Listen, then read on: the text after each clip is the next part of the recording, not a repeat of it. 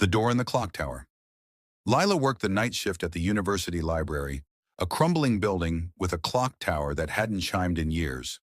One night, while shelving books in the basement, she found a hidden door behind a dusty shelf. It was heavy, iron, with a faint ticking sound coming from the other side. Curiosity won. She pushed it open and stepped into a narrow staircase spiraling upward. The air grew warm, and the ticking loudened. At the top was another door, this one wooden, carved with strange symbols. When she opened it, she was no longer in the library.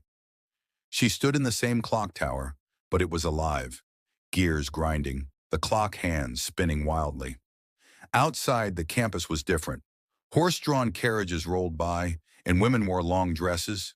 A newspaper on the ground read, June 3rd, 1890. Lila's breath caught.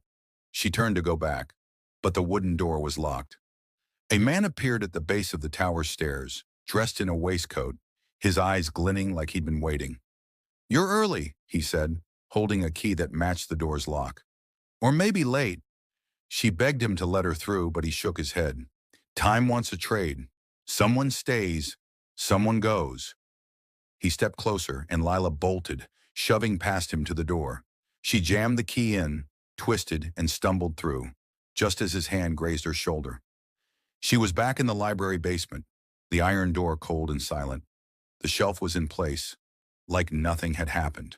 But her phone showed the date, June 3rd, 1 year later than it should have been. Now Lila avoids the basement.